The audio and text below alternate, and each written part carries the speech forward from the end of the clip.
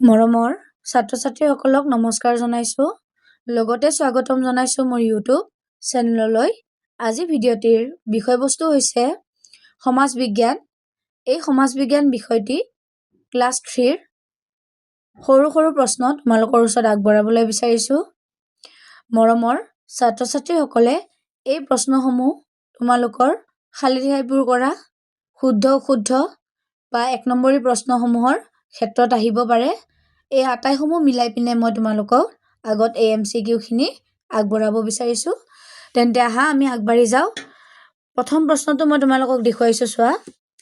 ইয়াত মই তোমালোকক গোটেই প্ৰশ্ন উত্তৰ দিছোঁ, মানে তোমালোকৰ বছৰিকা পৰীক্ষাৰ বাবে। বছৰিকা পৰীক্ষাত অহা গোটেই প্ৰশ্নসমূহৰ উত্তৰ ইয়াতে দিয়া আছে, যি তোমালোকৰ বহুত ইম্পৰ্টেণ্ট হ'ব। 1 নম্বৰ প্ৰশ্নটো দিছে মহাবাহুৰ অৰ্থ কি? উত্তৰটো হৈছে শক্তিশালী। 2 নম্বৰ ব্ৰহ্মপুত্ৰ নদীক কি বুলি জনা যায়? উত্তৰ মহাবাহু। অসম কি প্ৰধান ৰাজ্য? নদী প্ৰধান। 4 নম্বৰ গংগা নদীৰ উৎপত্তি স্থল ক'ত? হিমালয় পৰ্বতত। 5 নম্বৰ নদীৰ পানীয়ে আমাৰ ৰাজ্যৰ মাটি কি কৰে? উত্তৰটো হৈছে খাৰুৱা। নদীৰ পানীৰ সোঁতৰ পৰা কি উৎপাদন কৰা হয়? উত্তৰ বিদ্যুৎ। 7 নম্বৰ পশ্চিম বংগৰ এটা ব-দ্বীপৰ নাম লিখা। উত্তৰটো হৈছে সুন্দৰবন। 8 নম্বৰ মানুহৰ সমাজৰ আটাইতকৈ সৰু গোটৰ নাম কি? উত্তৰটো হৈছে পৰিয়াল। 9 নম্বৰ কেইবাটাও চুবুৰী লগ হৈ একোখন কি গঠিত হয়?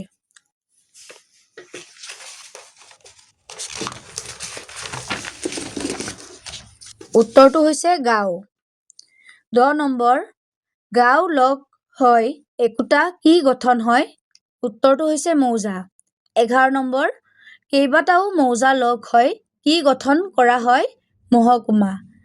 12 নম্বৰ গাঁৱৰ মুখিয়ালজনক কি বোলে? গাঁওবুঢ়া। 13 নম্বৰ মৌজাৰ মুখিয়ালজনক কি বোলে? মৌজাদাৰ। 14 নম্বৰ মহকুমাৰ মুখিয়ালজনক কি বোলে? মহকুমাধিপতি। 15 নম্বৰ জিলাৰ মুখিয়ালজনক কি বোলে? জিলাধিপতি। 16 নম্বৰ ৰাজ্যৰ মুখিয়াল দুজন কোন? মুখ্যমন্ত্ৰী আৰু ৰাজ্যপাল। 17 নম্বৰ পৰিয়াল একোটাৰ কিছুমান কি থাকে? নীতি নিয়ম। 18 নম্বৰ আমাৰ ৰাজ্যৰ বৰ্তমান ৰাজ্যপাল গৰাকীৰ নাম কি? লক্ষ্মণ প্ৰসাদ। লক্ষ্মণ প্ৰসাদ আচাৰ্য হ'ব ইয়াতে।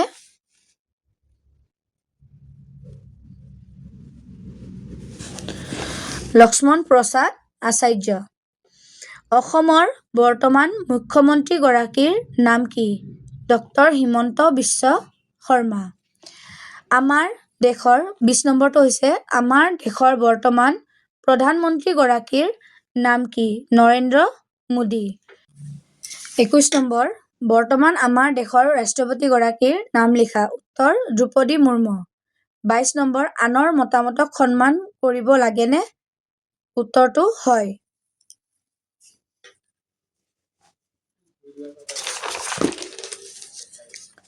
23 নম্বৰ ধৰ্মীয় উৎসৱৰ নাম লিখা।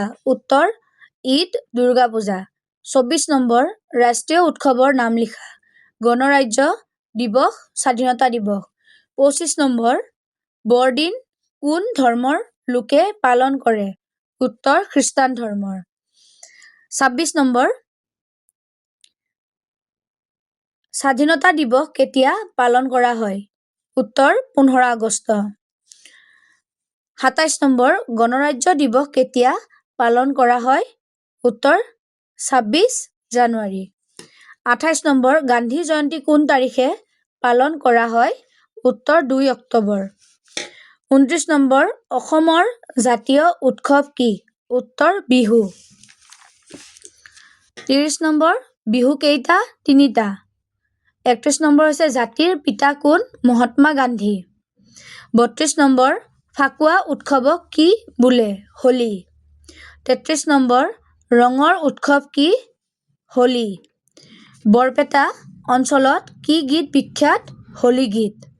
35 নম্বৰ, ফাকুৱা উৎসৱক নামনি অসমত কি উৎসৱ বুলি কোৱা হয়? উত্তৰটো হৈছে দৌল উৎসৱ বুলি। 34 নম্বৰ, বহাগ বিহুক কি বোলে? উত্তৰটো হৈছে ৰঙালী বিহু। 37 নম্বৰটো হৈছে কাতি বিহুক কি বোলে? কঙালী বিহু।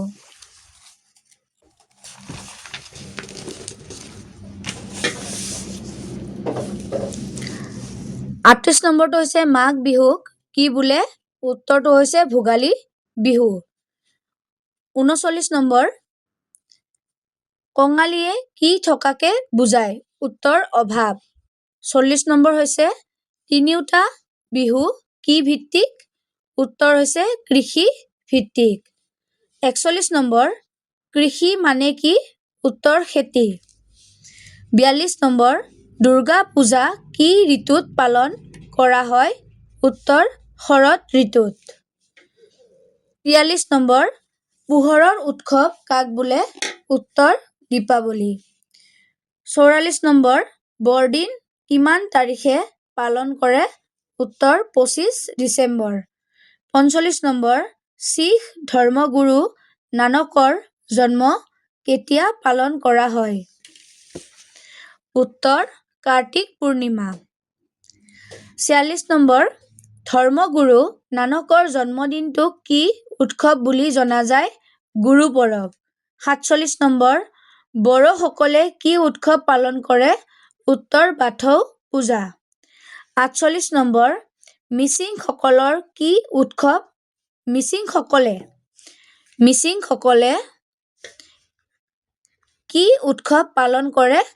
উত্তৰ আলি আই লৃগাং। 49 নম্বৰ, কাৰ্বি সকলৰ উৎসৱ নাম লিখা। উৎসৱৰ নাম লিখা দেই। চমাংকান। 50 নম্বৰ, চাহ জনজাতি লোকসকলে পালন কৰা উৎসৱ। উত্তৰ টুচু পূজা। 51 নম্বৰ, মুদ্ৰা কেই প্ৰকাৰৰ? 2 প্ৰকাৰৰ। 52 নম্বৰ প্ৰশ্নটো হৈছে ভাৰতৰ মুদ্ৰাক কি বোলে? টকা।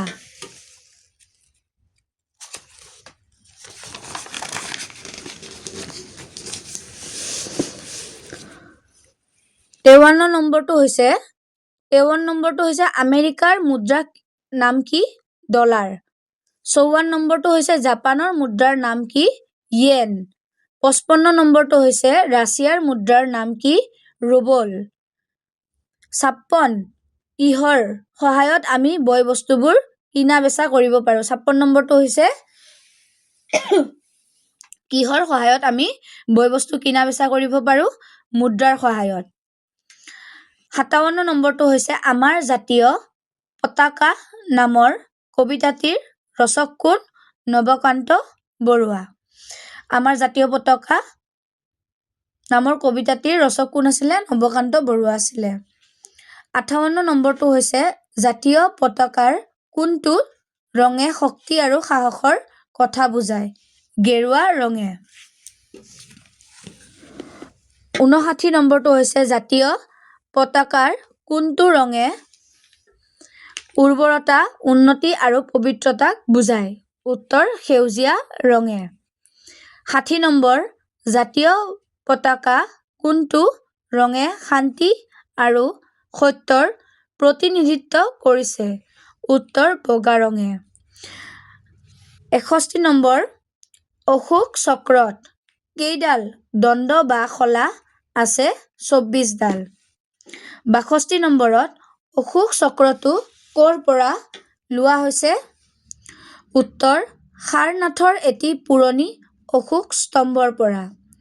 63 নম্বৰ, আমাৰ ৰাষ্ট্ৰীয় সংগীত কোনে ৰচনা কৰিছিল? কবি গুৰু ৰবীন্দ্ৰনাথ ঠাকুৰে। 64 নম্বৰ, আমাৰ ৰাষ্ট্ৰীয় সংগীতটো কেতিয়াৰ পৰা সংগীত হিচাপে গ্ৰহণ কৰে?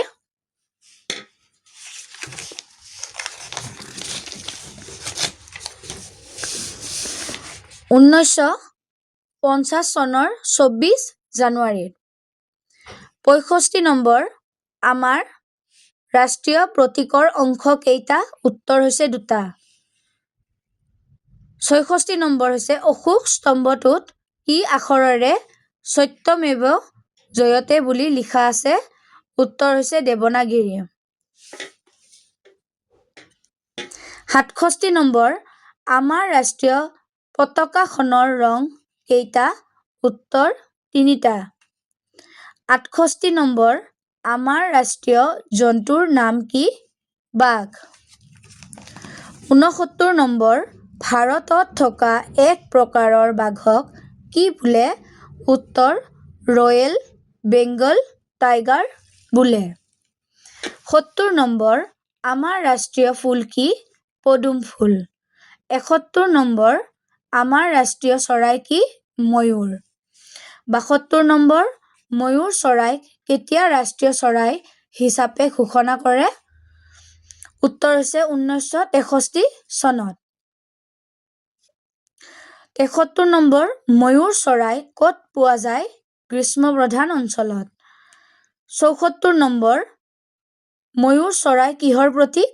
সৌন্দৰ্য আৰু গাম্ভীৰ্যৰ প্ৰতীক। 75 নম্বৰ ৰাষ্ট্ৰীয় প্ৰতীক ভাৰত চৰকাৰে কি হিচাপে ব্যৱহাৰ কৰে? চিল ক'ত ব্যৱহাৰ কৰে? চিল বা মোহৰত। চিল বা মোহৰত ব্যৱহাৰ কৰে।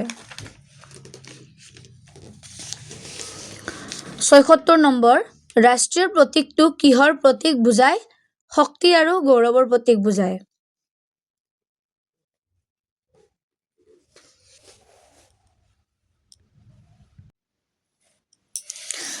ৰাষ্ট্ৰীয় প্ৰতীকটো কিহৰ প্ৰতীক বুজায়? শক্তি আৰু গৌৰৱৰ। 77 নম্বৰটো হৈছে সিন্ধু নদীৰ পাৰত কি সভ্যতা? উত্তৰ সিন্ধু সভ্যতা। 78 নম্বৰ নীল নদীৰ পাৰত কি সভ্যতা? ইজিপ্তীয় সভ্যতা।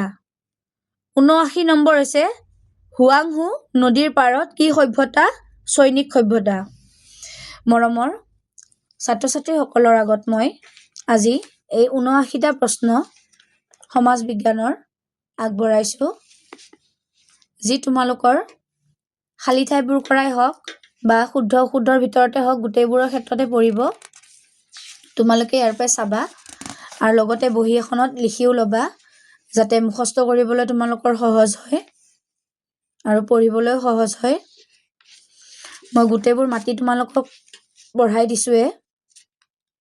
তেন্তে মই আজি ইয়ালৈ সমাপ্ত কৰিছোঁ। তোমালোকে এই প্ৰশ্নসমূহৰ পৰা বহুতো সুলভ লাভ কৰিবা আৰু বছৰিকা পৰীক্ষাৰ বাবে বহুতখিনি আগবাঢ়িব পাৰিবা। তেন্তে মৰমৰ ছাত্ৰ ছাত্ৰীসকলে এইখিনি এখন বহীত টুকি ল'বা, যাতে মুখস্থ কৰিবলৈ সুবিধা হয়। তেন্তে মই ইয়াতে সমাপ্ত কৰিছোঁ। ধন্যবাদ।